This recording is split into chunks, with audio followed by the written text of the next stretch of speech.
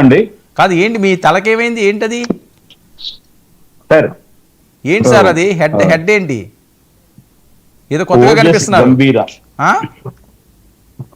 ఓజస్ గంభీర, okay. ఏంటది OG బ్యాండా? OG clarity ఇవ్వాలని మీరు మాట్లాడుతున్నారు కదా ఇంట్రోలో కూడా. అసలు ఏం జరుగుతుంది ఏమి అనేది మీకు తెలియజేయాలి కదా సార్. చెప్పండి చెప్పండి ఏంటది, అది బ్యాండా? ఎస్. ఓకే. వర్మ గారు, ముందుగా మీకు, మీ ద్వారా 99 వీక్షకులకు, ప్యానల్లో ఉన్న పెద్దలకు, నాతోటి సచర అందరికీ కూడా గుడ్ ఈవినింగ్ సార్. మీరు ఇందాక చెప్పారు జగన్మోహన్ రెడ్డి గారు అర్జెంట్ గా నిరాహార దీక్ష చేసేస్తారంట. కాదు, ముందు ఓజీ గురించి చెప్పండి. ఓజీ గురించి వైసీపీ వాళ్ళు కామెంట్లు చేస్తున్నారు, గతంలో కూడా చేశారు, వకీల్ సాబుకి భీమల నాయక్ ఇబ్బంది పెట్టారని. ఇప్పుడు మీరు అధికారంలో ఉండగా మళ్ళీ ఇబ్బందులు పెడుతున్నారు అంటున్నారు, ఇది నిజమా?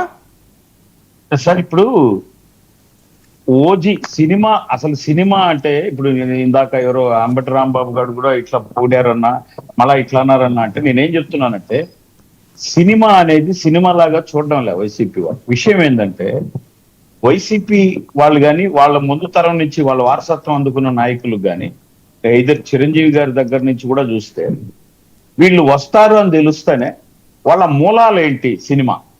కాబట్టి సినిమాని దెబ్బతీయాలి, ఇది మెయిన్ మోటో, డైరెక్ట్ అటాక్ అంతే. అంటే ఈ డబ్బులు ఇప్పుడు కౌలు రైతులకు డబ్బులు వస్తున్నాయి.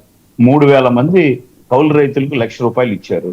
అది కూడా మన పులివెందల్లోనే 23 మందికి ఇచ్చారు, మనం ఒక్కరికి ఇవ్వలేకపోయాము. ఈ డబ్బులు ఎక్కడి నుంచి వస్తున్నాయి పవన్ కళ్యాణ్ గారికి? రాత్రులు పగులు కాయ కష్టం చేసి సినిమా చేసి తీసుకొస్తున్నాడు. దానిపైన రోజుపై రెమ్యునరేషన్ ఎక్కువ. ఎవరు తీయమన్నారండి?